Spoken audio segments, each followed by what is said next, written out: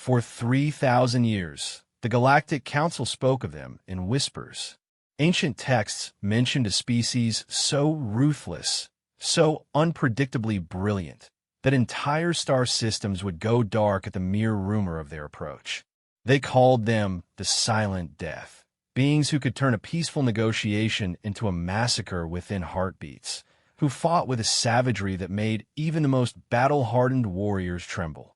But as millennia passed, these stories became legends. Legends became myths. Myths became bedtime tales told to frighten younglings across 1,000 worlds. The galaxy moved on, confident that if such monsters had ever existed, they were long extinct. The Council was wrong. When the Zephyrian Empire launched their war of galactic conquest, sweeping across star systems like a plague of destruction, the fragmented resistance seemed doomed. Ancient alliances crumbled. Proud civilizations knelt or burned. Hope itself became a luxury few could afford. That's when the myths returned from the darkness between stars. And the galaxy would learn why humans had been feared for good reason.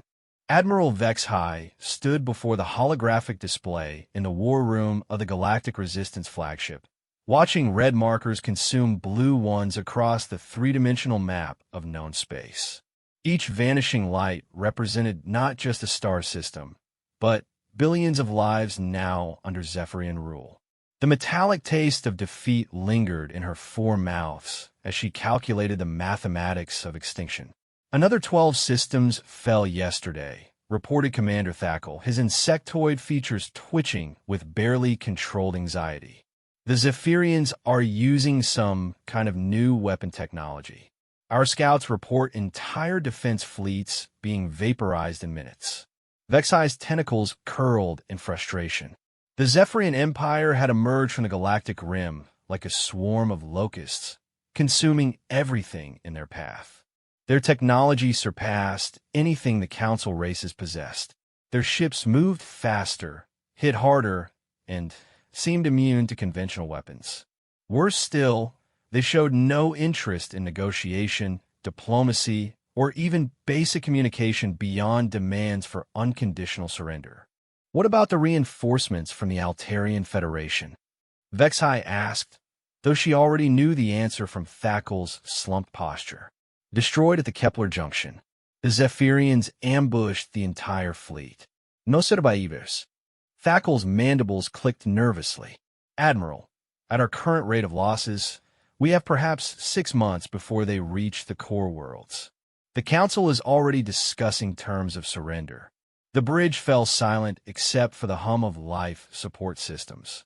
Around them, beings from dozens of species worked frantically at their stations, coordinating what little remained of organized resistance. Vexhai could see the hopelessness in their eyes, could smell the fear pheromones that even the best atmospheric recyclers couldn't completely filter out. "There might be another option," said a voice from the back of the room. Everyone turned to look at Dr. Kilos, the expedition's chief xenoarchaeologist. The elderly Centaurian had been hunched over his datapad for weeks, rarely speaking except to request access to the ship's historical databases. Dr. Kilos, unless you've found some ancient superweapon in your dusty files, I don't think archaeology is going to save us now, Vexhai said with as much gentleness as she could manage. The old scholar had lost his entire research team when the Zephyrians glassed the university world of New Babylon. Kilos shuffled forward, his 6 legs moving in the careful gait of advanced age. Not a weapon, Admiral. Something far more dangerous. He activated his datapad, projecting a series of ancient symbols and star charts into the air between them. I've been researching the old legends, the stories that predate the formation of the Galactic Council. Specifically, the myths surrounding a species called the humans. Several beings around the bridge made sounds that could be interpreted as nervous laughter or dismissive chittering, depending on their anatomy. Commander Thackle's antennae drooped. "Doctor, with respect, now is not the time for fairy tales." "That's exactly what I thought," Kilos continued, his voice gaining strength. "But I kept finding consistencies across cultures that had no contact with each other. The Rigelian epic cycles, the vegan historical fragments, the crystalline memory banks of Proxima 7. They all tell variations of the same story. He gestured, and the display shifted to show what looked like a primitive bipedal figure, remarkably similar to several modern species, but somehow different in subtle ways that made it seem both familiar and alien.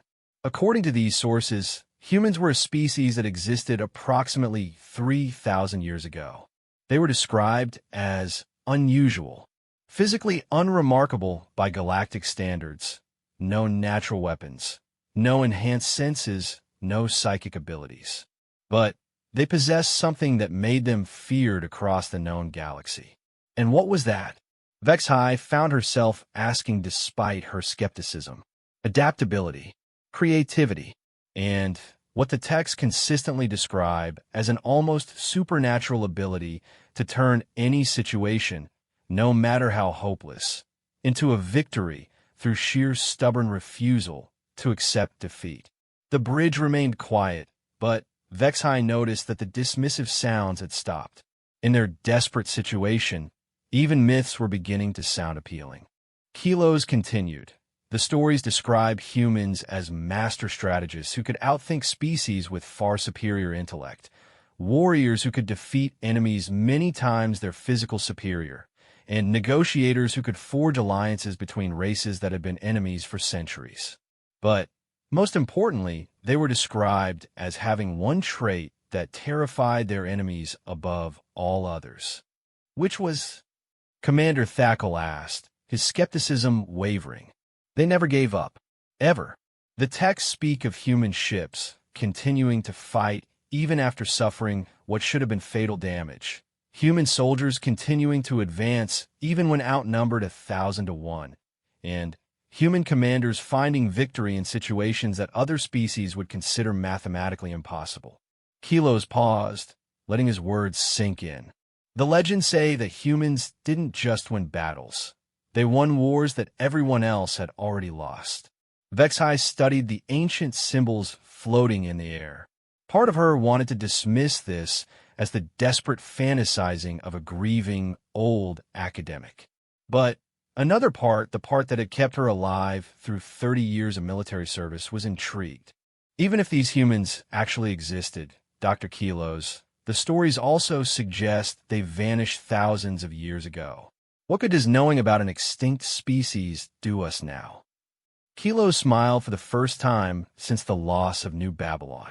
Admiral, that's the interesting part. I don't think they went extinct. He manipulated his data pad, and the display shifted to show a series of stellar cartographic surveys. I think they went into hiding. The display zoomed in on a section of space that Vexhai recognized as the Dark Zone, a region of space avoided by most galactic traffic due to its dangerous gravitational anomalies and lack of valuable resources. For the past several months, I've been analyzing long-range sensor data from the past century. There have been periodic signals coming from deep within the Dark Zone, signals that don't match any known technology or natural phenomena. The signal patterns are complex, organized, and they've been getting stronger over the past few decades. Commander Thackle leaned forward, his scientific curiosity overriding his skepticism. You think these signals are coming from humans? I think something has been watching us, Admiral. Something that's been hiding in the one place nobody would think to look, waiting for, I don't know, the right moment perhaps, or maybe the right crisis. Vexhai felt a chill run through her circulatory system. The idea that some unknown force had been observing galactic civilization for millennia was unsettling enough. The possibility that this force might be the legendary humans was either terrifying or incredibly hopeful, depending on one's perspective. Even if you're right, Dr. Kilos, how will we contact them? The Dark Zone is a navigational nightmare. Most ships that enter it are never seen again. I've been working on that problem, Kilos replied, his excitement growing. I believe I've decrypted enough of the ancient human mathematical systems to create a basic communication protocol. If we can get close enough to broadcast on the right frequencies, we might be able to make contact. The strategic implications were staggering. If humans were real, if they were still out there, if they were as formidable as the legend suggested, they could be the key to defeating the Zephyrians. But it was an enormous risk based on nothing but ancient stories and mysterious signals. "Admiral," Commander Thackle said quietly, "our long-range sensors are detecting another Zephyrian fleet movement. They'll reach the Epsilon colonies within 48 hours. We're not going to be able to evacuate everyone in time." Vexhai closed her eyes, feeling the weight of command pressing down on her. Millions of lives hung in the balance. She could continue fighting the conventional war and watch civilization burn system by system, or she could chase myths into the most dangerous region of space on the word of a grieving archaeologist. The decision, when it came, surprised even her. "Dr. Kilos, how quickly can you prepare your communication protocols?" I can have them ready within 6 hours, Admiral." "Do it." She turned to address the bridge crew. "All hands, prepare for immediate departure. We're going into the dark zone." The next few hours passed in a blur of activity. The Resistance fleet's best stealth ship, the Whispered Truth, was hastily retrofitted with Dr. Kilos's experimental communication equipment. Vexhai selected a small crew of volunteers, explaining honestly that they might be flying into a trap, a natural disaster, or simply empty space. To her surprise, she had more volunteers than positions available.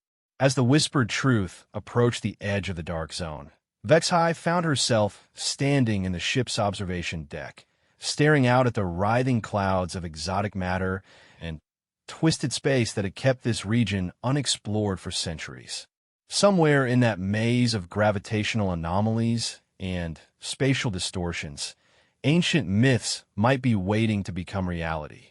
"Admiral," came Dr. Kilos's voice over the communication system, "we're receiving a response to our initial broadcast." Vexhai's hearts began beating faster. "What kind of response?" It's a mathematical progression that proves they understand our message." "But, Admiral, there's something else. The signal is incredibly strong, and it's coming from multiple sources. I think there are a lot of them in there."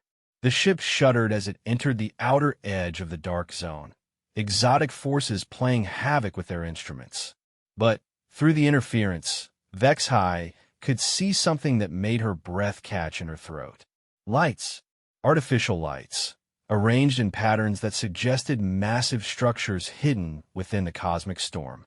Not just one or two, but hundreds of them, scattered throughout the dangerous region like a hidden civilization that had been waiting in the darkness. "Dr. Kilos," she said, her voice barely above a whisper, "I think your myths just became very real." As if in response to her words, the communication system crackled to life with a new signal. This time, it wasn't mathematical formulas or abstract patterns. It was a voice speaking in perfectly clear galactic standard, with just a hint of an accent that seemed both familiar and utterly alien. "Unknown vessel, you are entering restricted space. State your identity and intentions." Vexhai stepped forward to the communication console, her hands trembling slightly as she activated the response channel. She was about to speak with beings that might be living legends, creatures that had become the stuff of nightmares and bedtime stories across the galaxy. "This is Admiral Vexhai of the Galactic Resistance. We've come seeking the people called humans. We need your help. Our galaxy is dying, and you might be our only hope." There was a long pause, filled with nothing but the crackling of interference from the exotic matter surrounding them. Then the voice returned, and there was something in its tone that sent chills down Vexhai's spine. Not fear, but something that might have been anticipation. "Admiral Vexhai, this is Captain Sarah Chun of the Terran Defense Network. We've been waiting for this call for a very long time. Prepare to be boarded. We have much to discuss." As the communication ended, Vexhai realized that everything was about to change.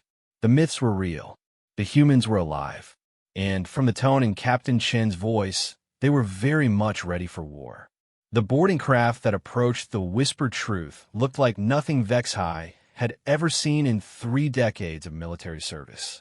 Its hull was matte black, absorbing sensor sweeps like a hungry void, and it moved through the chaotic gravitational fields of the dark zone with impossible grace. No visible engines, no exhaust signatures, just smooth, predatory motion that made her tactical instincts scream warnings. "Admiral," whispered Commander Thackle, his compound eyes tracking the approaching vessel. "Their technology readings are unusual. My instruments can't get a solid lock on anything. It's like the ship is partially phased out of normal space." Vexhai nodded, trying to keep her expression calm for the crew. Inside, her mind was racing. If this was just one small craft, what did their main fleet look like? The power requirements for the technology they were observing should have lit up every sensor in the sector, yet the mysterious ship barely registered on their screens. The boarding process was conducted with military precision that impressed even Vexhai's veteran crew. The human craft attached to their airlock with barely a whisper of contact, forming a perfect seal that their sensors confirmed was airtight within seconds. No fumbling, no multiple attempts, no technological incompatibility issues that plagued most first contacts between species. These beings had clearly been observing galactic shipping protocols for a very long time.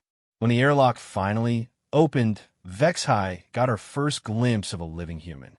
Captain Sarah Chun was shorter than the legends had suggested, standing perhaps 1.5 meters tall in what appeared to be a form-fitting black uniform that seemed to absorb light. Her features were remarkably similar to several known species: bilateral symmetry, forward-facing eyes, manipulator appendages. Yet something about her presence filled the corridor with an almost electric tension. Her eyes, a striking blue color that seemed to glow in the ship's lighting, swept across the assembled greeting party with the calculating gaze of a predator evaluating potential threats. "Admiral Vexhai," Chun said, stepping forward with fluid movements that suggested either extensive combat training or some form of physical enhancement. "Thank you for accepting our invitation aboard your vessel. I apologize for the dramatic approach, but we've found that subtlety tends to be lost on most species during first contact situations." "Captain Chun," Vexhai replied, offering the traditional Altarian gesture of open hands. "I must admit, we're somewhat overwhelmed. For most of us, humans were considered mythical until a few hours ago." Chin's expression shifted to what might have been amusement. "Yes, we've worked very hard to maintain that impression. May I suggest we move somewhere more private? Why need a show you shouldn't be discussed in corridors?" As they walked toward the ship's conference room, Vexhai found herself studying Chin's companions. 3 other humans had boarded with her, and each moved with the same predatory grace, their eyes constantly scanning for threats even in the allegedly secure environment of the whispered truth. One carried what looked like a weapon, though its design was unlike anything in Vexhai's experience. Another had devices attached to her arm that pulsed with soft lights, clearly some form of advanced technology integrated directly into her equipment. "Captain," Dr. Kilos said as they entered the conference room, "if I may ask, how long have your people been hiding in the dark zone?" Chin settled into a chair with movements that somehow conveyed both relaxation and readiness for instant action. "We haven't been hiding, Doctor. We've been preparing." She gestured, and one of her companions activated a device that projected a 3-dimensional map of the galaxy into the air above the conference table. "We withdrew from galactic society 3,000 years ago for a very specific reason. We saw this coming." The map shifted, highlighting star systems in different colors. Red markers showed Zephyrian-controlled space, blue showed remaining free territories, and yellow indicated contested zones. But what caught Vexhai's attention were the green markers, dozens of them scattered throughout the galaxy in locations she didn't recognize. "You've been watching the Zephyrians for 3 millennia?" Commander Thackle asked, his antennae twitching with disbelief. "Not the Zephyrians specifically," Chin replied, "but we recognize the pattern. Throughout galactic history, there have been periodic extinction events, wars, plagues, cosmic disasters that reset civilization back to primitive levels. We analyzed the data and realized these events weren't random. They were engineered.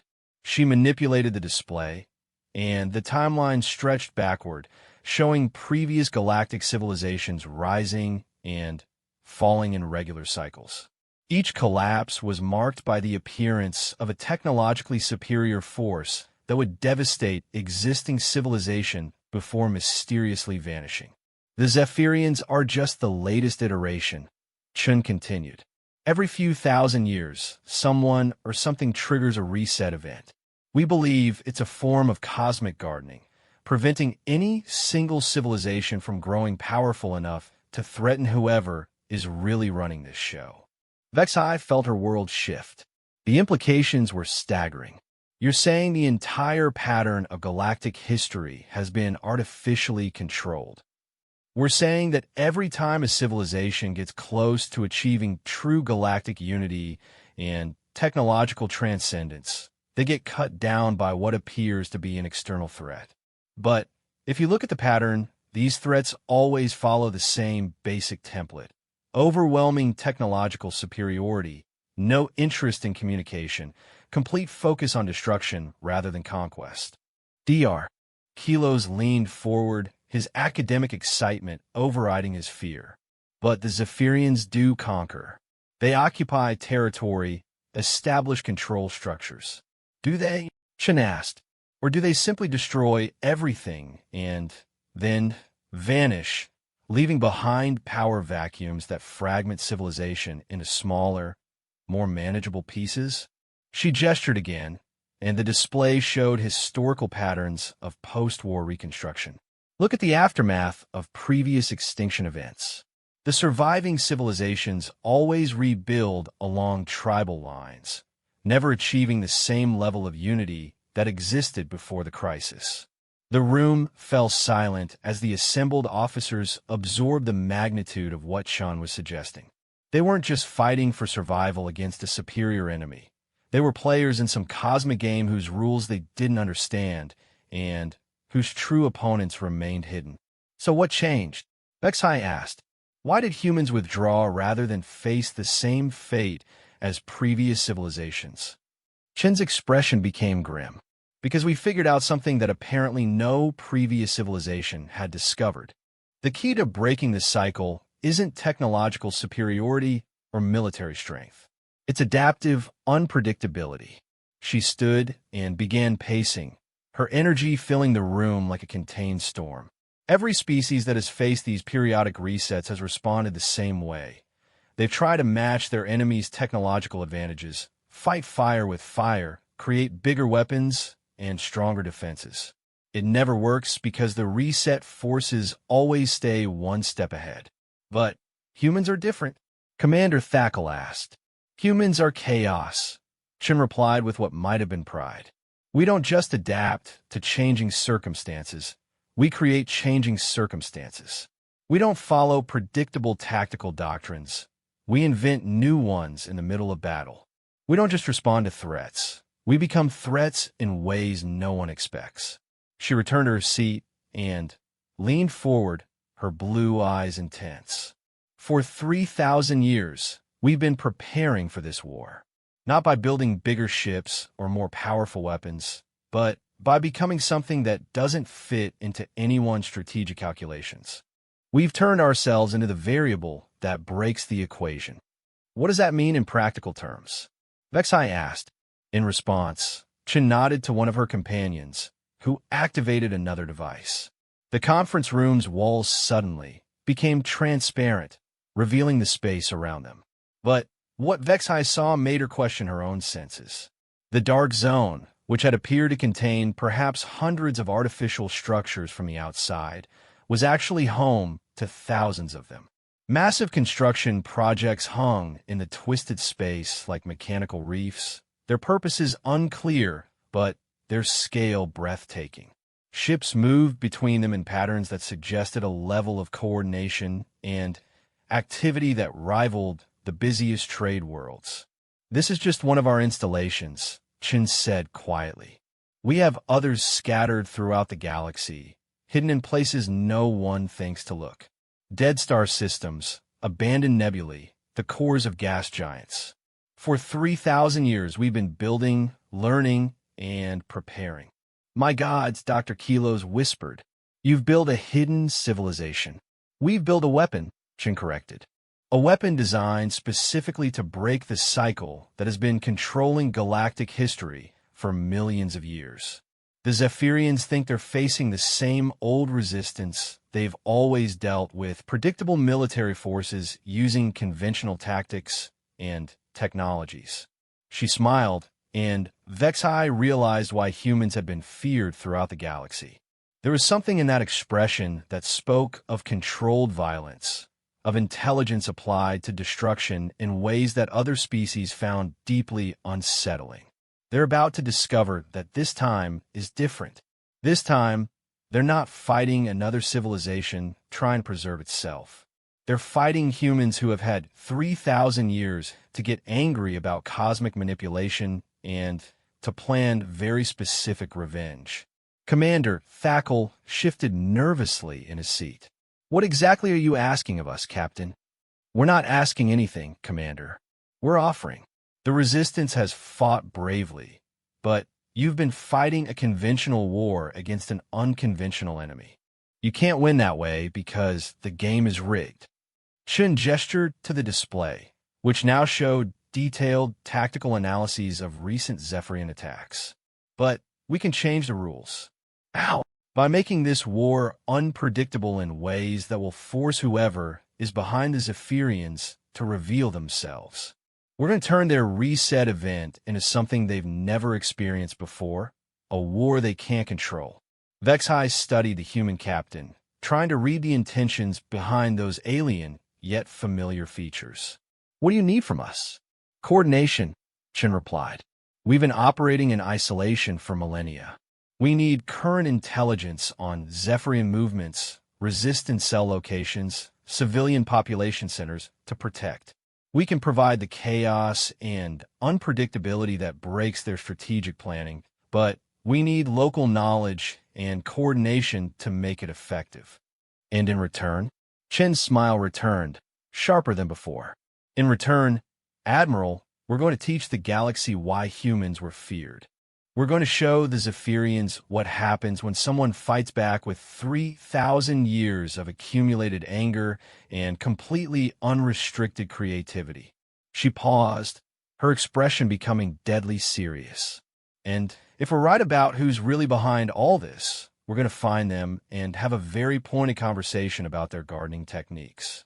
The implications of alliance with the humans were staggering. Vexai found herself faced with a choice that would affect not just the current war, but potentially the entire future of galactic civilization. Partner with beings who claim to have spent millennia preparing for this exact conflict, or continue fighting a losing conventional war against an enemy that had defeated every other civilization in galactic history. Captain Chun, she said finally, what exactly does human warfare look like in practice? Chun exchanged glances with her companions, and Vexai saw something that might have been anticipation pass between them. Admiral, that's exactly what we're hoping to show you. My ship is standing by to provide a demonstration of our capabilities. There's a Zephyrian supply convoy moving through the Rigel sector that presents an excellent opportunity for a field test. A supply convoy? Captain, our intelligence suggests those are heavily defended. The last 3 resistance attacks on similar targets resulted in complete loss of our forces. Yes, Chin agreed. They are heavily defended against conventional attacks using conventional tactics by conventional forces. Her smile became predatory. We're none of those things. Admiral, would you like to see what happens when humans stop pretending to be myths and start acting like the nightmare stories your people use to tell about us? Vexai realized that she was about to witness something that would either save galactic civilization or reveal just how thoroughly outclassed they all were by forces beyond their understanding. Either way, the age of myths was ending, and the age of human warfare was about to begin.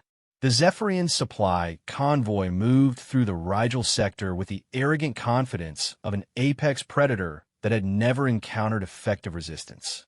12 massive cargo vessels, each the size of a small moon, crawled through space surrounded by an escort fleet of over 50 warships. Their formation was textbook perfect, their sensor coverage complete, their firepower sufficient to reduce a small planet to glowing debris. Admiral Vexhai observed the enemy fleet from the bridge of a human vessel whose name translated roughly to inevitable consequence. The ship itself defied every principle of engineering she understood. Its hull seemed to shift between solid matter and something that bent light around it, making precise sensor readings impossible. The bridge was a study in controlled chaos, with human crew members interfacing with technology that appeared to respond to thought as much as physical input. Target analysis complete, reported Lieutenant Commander Torres, a human whose cybernetic implants glowed softly in the dim lighting. Convoy is following predicted route. Defense matrix is standard Zephyrian doctrine. They're expecting either no attack or conventional hit-and-run tactics. Captain Chun stood at the center of the bridge, her presence somehow commanding attention despite her relatively small stature.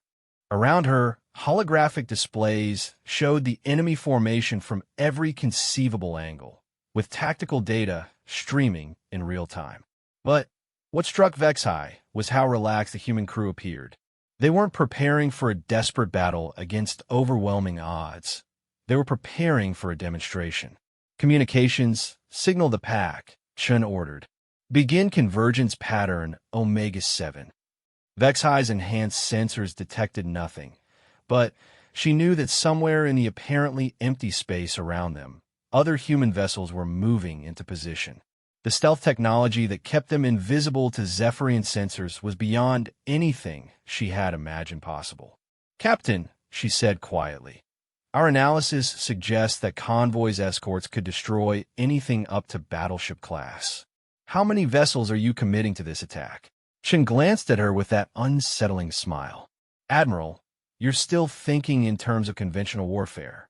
Ship-to-ship combat, weapons exchanges, attrition rates. That's not how we fight. Then how do you fight? We cheat. Before Vexhai could ask for clarification, the first phase of the attack began.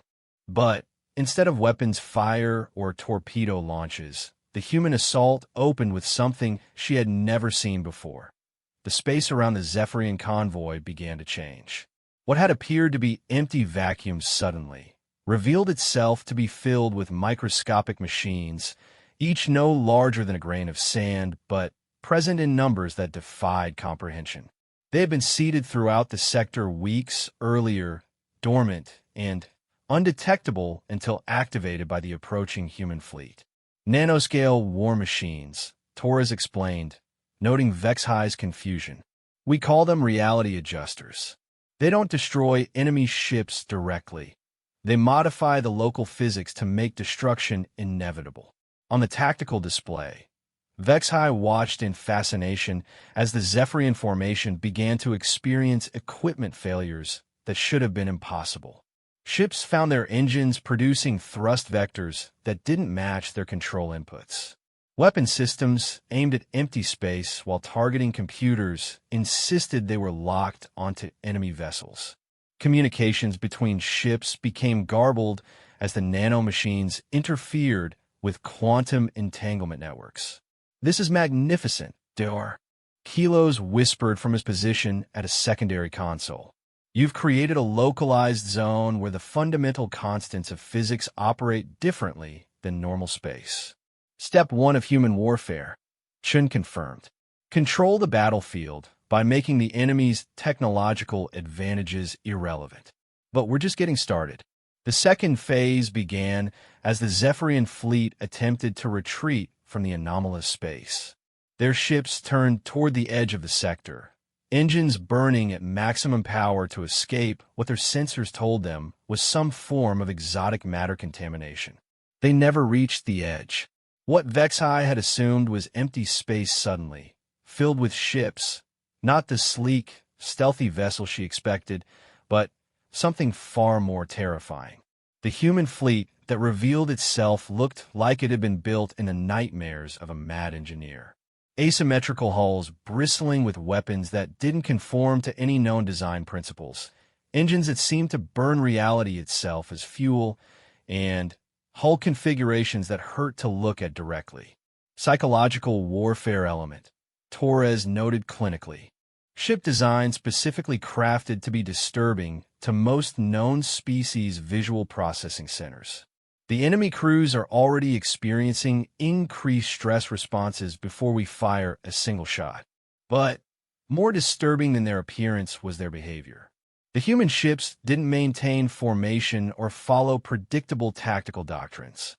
Instead, they moved like a pack of predators, each vessel responding to the actions of its prey with fluid adaptability that made their movements almost organic. "Captain," came a voice over the communication system. "This is Strike Leader Martinez. We have target acquisition on all enemy vessels. Requesting permission to demonstrate Doctrine 77 Alpha. Permission granted, Strike Leader. Show our guests what human creativity looks like when applied to violence." What followed challenged every assumption Vexai had about space warfare. Instead of conventional energy weapons or kinetic projectiles, the human ships began employing techniques that seemed to violate the known laws of physics. One Zephyrian escort simply ceased to exist, not destroyed by weapons fire, but apparently edited out of reality by some incomprehensible technology. Another found its hull spontaneously restructuring itself into a geometric pattern that made it impossible for the ship to maintain life support. "How is this possible?"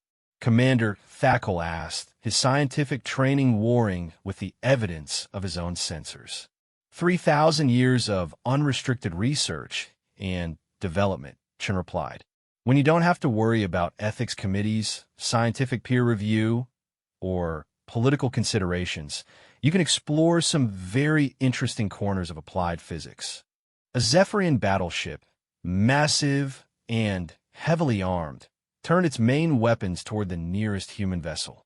The energy discharge was powerful enough to vaporize a small asteroid, but when it struck its target, the human ship simply absorbed the blast like a sponge soaking up water. "Energy conversion technology," Torres explained. "We don't use shields to deflect attacks. We convert incoming energy into useful power for our own systems." That battleship just recharged our weapons batteries. The human ship returned fire with something that wasn't quite a weapon and wasn't quite a communication signal. The beam struck the Zephyrian battleship, and instead of causing physical damage, seemed to infect its computer systems with some form of aggressive software. Within seconds, the enemy vessel's own weapons were turning against its escort ships while its crew desperately tried to regain control of their systems. "Digital warfare," Chun said in response to Vexhai's questioning look. "Why destroy enemy ships when you can convince them to join your side?" But the most terrifying aspect of the human attack wasn't their exotic technologies or unconventional tactics. It was their coordination. Despite the apparent chaos of their individual ship movements, every action was part of a larger pattern that gradually herded the Zephyrian convoy into an increasingly disadvantageous position. Like a pack of wolves surrounding prey, they gave the enemy just enough hope of escape to keep them moving in the desired direction while systematically eliminating their options.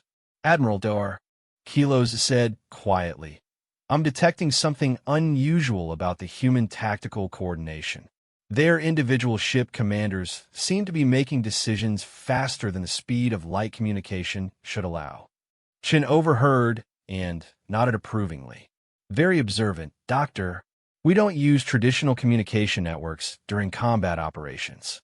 Human consciousness can be quantum entangled under certain circumstances. Our ship commanders aren't exchanging information. They're sharing awareness." The implications were staggering. A fleet where individual commanders could share thoughts and perceptions in real time would possess tactical advantages that no conventional force could match. They could respond to changing battle conditions with superhuman speed and coordination.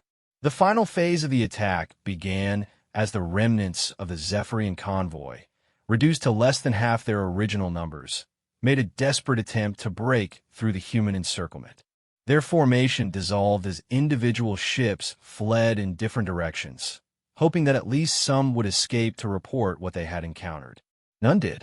The human ships moved to intercept with movements that seemed to anticipate where each enemy vessel would go before its own crew had made the decision. It wasn't prediction based on tactical analysis. It was something approaching precognition, as if the humans were observing multiple potential futures simultaneously and acting on information that wouldn't become relevant for several minutes. "Captain," Vexai said as the last Zephyrian ship vanished in a flash of converted energy, "what I just witnessed shouldn't be possible. Your technology, your tactics, your coordination, none of it follows any known principles of warfare or physics." Chun turned to face her, and Vexai saw something in those blue eyes that made her understand why humans had become legends. It wasn't just intelligence or technological superiority. It was the absolute confidence of a predator that had evolved specifically to hunt things that considered themselves apex species. "Admiral, you're still thinking like someone who believes in the universe's rules. We spent 3,000 years learning that rules are just suggestions, and suggestions can be ignored if you're creative enough." She gestured to the tactical display, which now showed the complete destruction of a convoy that should have been invulnerable. This was just a demonstration of basic human warfare doctrine. We haven't even started using the interesting technologies yet. There are more advanced techniques than what we just observed. "Admiral, what you just saw was the equivalent of a training exercise for our rookie crews. The technologies we've developed for dealing with whoever is behind the Zephyrians are considerably more elaborate." Commander Thackle spoke up, his voice barely above a whisper. "Captain Chun, exactly what have you people become during your 3,000 years in exile?" Chin's expression became thoughtful. "That's a complicated question, Commander. We're still human in the ways that matter. We still love, hate, hope, and dream like any other sentient species. But we've also become something more. We've turned ourselves into the universe's immune system, designed specifically to identify and eliminate threats to the continued existence of consciousness and free will." She activated a new display showing the broader strategic situation across the galaxy. Red markers indicated Zephyrian-controlled territory, but now green markers showed human forces moving into position throughout contested space. The attack you just witnessed is being repeated simultaneously at 47 other locations across the galaxy. By the end of the day, the Zephyrian supply network will be completely disrupted, their communication systems will be compromised, and their fleet commanders will be dealing with technologies they can't understand and tactics they can't predict. "You're launching a coordinated galactic offensive?" Vexai asked. "We're ending a war that has been going on for millions of years," Chin corrected. "The Zephyrians are just the latest weapon in that war. When we finish with them, we're going after their masters." She paused, studying the faces of the alien officers around her. "Admiral, I need you to understand something. What your people call the Human Zephyrian War is really just the opening phase of something much larger. We're not fighting to restore the status quo or to return the galaxy to its previous state. We're fighting to break a cycle of manipulation and control that predates galactic civilization itself. And you believe you can win this larger conflict?" Chin's smile returned, sharp and predatory. "Admiral, we've had 3,000 years to prepare, and we've spent every day of that time getting angrier about the situation. Human anger, properly focused, and given sufficient time to mature, becomes something that even gods should fear." She gestured to her crew, who were already preparing for the next phase of operations.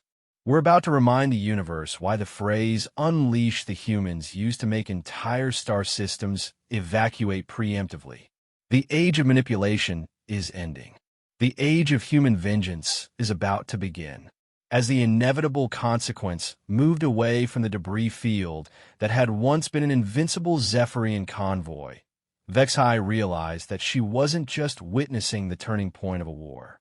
She was witnessing the moment when humanity stepped out of legend and back into galactic history as something far more dangerous than anyone had imagined. The myths had been wrong about one thing. Humans hadn't been feared because they were monsters.